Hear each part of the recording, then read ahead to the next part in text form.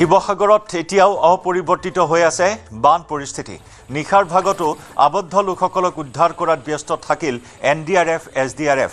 বানত আবদ্ধ এগৰাকী বৃদ্ধাক উদ্ধাৰ কৰে উদ্ধাৰকাৰী দলে, আনহাতে প্ৰশাসনৰ বিৰুদ্ধে ক্ষোভ প্ৰকাশ কৰে বানাক্ৰান্তই।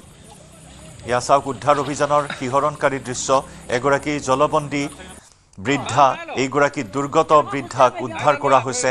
অতি বিপদজনকভাৱে উদ্ধাৰ কৰি অনা হৈছে। নিশাৰ ভাগতো জোৰদাৰ গতিত উদ্ধাৰ অভিযানত নামি পৰিছে NDRF, SDRFৰ দল। কৰবাত এবুকু পৰ্যন্ত পানী, কৰবাত এককাল পৰ্যন্ত পানীত ককবকাই আছে জলবন্দী জনতা। আৰু নিশাৰ ভাগতো উদ্ধাৰ অভিযানত বহু সংখ্যক দুৰ্গত লোকক, বানাক্ৰান্তক উদ্ধাৰ কৰি অনা হৈছে নিৰাপদ স্থানলৈ।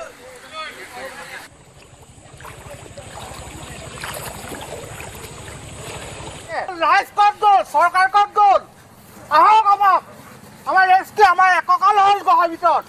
আপোনালোকে কি বুলি ভাবিছে?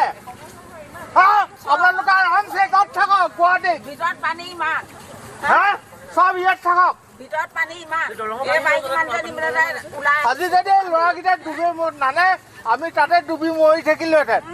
হ্যাঁ, আমাৰ ডেড বডি চাবলৈ আহিলেহেঁতেন আপোনালোকে। হ'ব, নমস্কাৰ।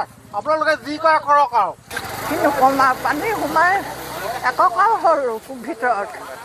প্ৰথমে হেৰি হ'ল, এই আবেলি সময়ত অকণকৈ আহিছিলে। আহোঁতে আমি সেই বস্তু বাৰীখিনি ওপৰত তুলিতে মেলোঁতে তাক পিছতে প্ৰায় আধা ঘণ্টাৰ পিছতে হুকমুকে পানীখন আহি মুঠতে এককালগতে হ'ল। হামু তামু খাই ভাতো খাব নোৱাৰিলোঁ। বনোৱা ভাগতে থাকিলে ভাত। তাৰপিছত এতিয়া এই ল'ৰাকেইটা, এই ওচৰৰ ল'ৰাকেইটামানে সহায় কৰিলে, ডিঙিত ধৰি যেনে তেনে। আৰু শিৱসাগৰবাসীৰ বাবে